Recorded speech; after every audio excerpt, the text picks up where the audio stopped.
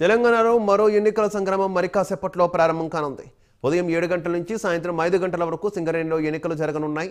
మొత్తం 84 కేంద్రాల్లో సింగరేణి ఎన్నికల పోలింగ్ నిర్వహించనున్నారు. ఇప్పటికే బ్యాలెట్ బాక్సులు పోలింగ్ కేంద్రాలకు అధికారులు తరలించారు. ఈసారి ఐఎన్టీయూసీ, ఏఐటీయూసీ మధ్య ప్రధాన పోటీ ఉంది. సాయంత్రం పోలింగ్ ముగిసిన వెంటనే కౌంటింగ్ మొదలు పెట్టనున్నారు. రాత్రి 7 గంటల తర్వాత ఫలితాలు వచ్చే అవకాశం ఉంది. మొత్తం 39,748 మంది కార్మికులు సింగరేణి ఎన్నికల్లో ఓటు హక్కు వినియోగించుకోనున్నారు. 12 కేంద్రాల్లో ఓట్ల లెక్కింపు జరగనుంది. మొత్తం 650 మంది ఉద్యోగులు పోలింగ్, కౌంటింగ్ విధులు నిర్వహించనున్నారు.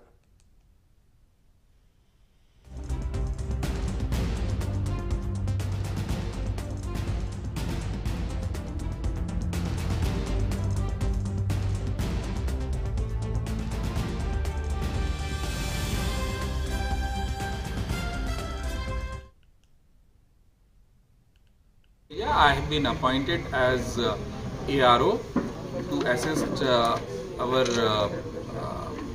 returning officer and Deputy Chief Labour Commissioner, Hyderabad. So for Yelandu area, we have marked or arranged 3 booths. That is JKOC area. The voters is 218. So it will comprise of all employees of JK5OC, and that Yelandu 2 it is all employees of Oyagudam Overcast, and it is comprising of 122 voters. And the last one is AEPATB cell YLD, all employees Yelandu, all employees of GM office, SNPC area, hospital, area stores, workshop, CSP, MVTC, civil, Yelandu GH, and agent office 21 group. And the total number of votes in this is 274. Whatever polling time cell phones కానీ bat boxes కానీ lighters కానీ water bottles water packets కానీ anything ఏది కూడా వాళ్ళు carry చేయడానికి లేదు. Ink పెన్నులు కానీ ఇంకు బాటిల్స్ కానీ ఏది కూడా క్యారీ చేయడం. ఇక పోలింగ్ సందర్భంగా ఎలాంటి అవాంఛనీయ సంఘటనలు జరగకుండా ఒక్కో పోలింగ్ కేంద్రం వద్ద 5 పోలీసుల చొప్పున కేటాయించారు. ఎన్నికలు పూర్తయిన తర్వాత శ్రీరాంపూర్, రామగుండం, భూపాలపల్లి, కొత్తగూడెంలో కౌంటింగ్ జరుగుతుంది. సింగరేణి ఎన్నికల్లో రామగుండం, బెల్లంపల్లి రీజియన్లు కీలకంగా మారాయి. ఈ 2 రీజియన్లలో భారీగా ఓటర్లున్నారు. ఇక రామగుండంలోని 3 రీజియన్ల పరిధిలో 12,824 ఓటర్లుండగా బెల్లంపల్లి రీజియన్ పరిధిలో 14,960 మంది ఓటర్లు ఉన్నారు. ఈ 2 రీజియన్ల పరిధిలోనే 27,784 మంది ఓటర్లు తమ ఓటు హక్కు వినియోగించుకోనున్నారు.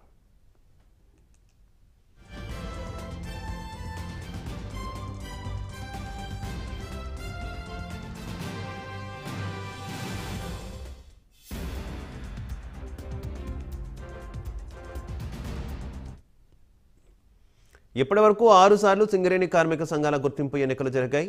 ఇప్పటికీ 7వసారి పోలింగ్ జరగబోతోంది. ఇక గత ఎన్నికల్లో 16 యూనియన్లు పోటీ చేయగా ఈసారి 13 కార్మిక సంఘాలు బరిలో నిలిచాయి. గత 2 పర్యాయాలు తెలంగాణలో అధికారంలో ఉన్న బీఆర్ఎస్ సింగరేణిలో తమ అనుబంధ కార్మిక సంఘం టీబీజీకేఎస్ను 2 సార్లు గెలిపించుకుంది.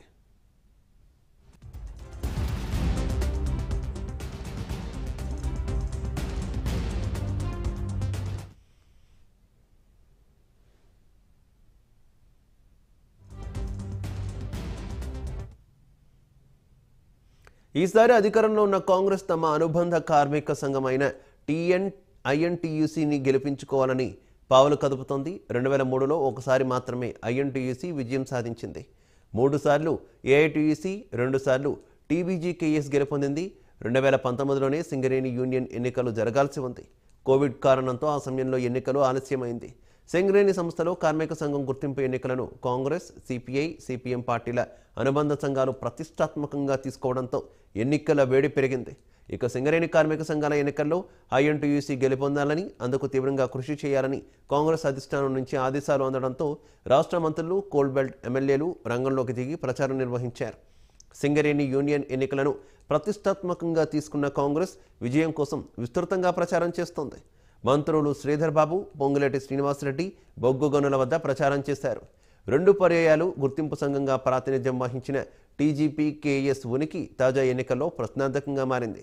అగ్రనేతల రాజీనామాలతో అనూహ్యంగా బీఆర్ఎస్ అనుబంధ సంస్థ టీబీజీకేఎస్ చతికిలబడింది.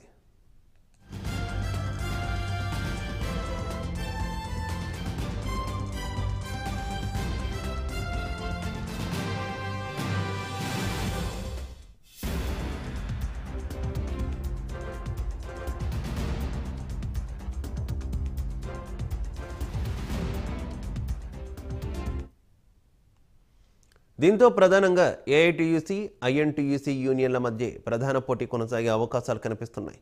అసెంబ్లీ ఎన్నికల్లో మిత్రపక్షంగా విజయం కోసం కృషి చేసిన సిపిఐ, కాంగ్రెస్ సింగరేణి ఎన్నికల్లో ప్రత్యర్థులుగా మారారు. దీంతో సింగరేణి గుర్తింపు పోరు ఆసక్తిగా మారింది.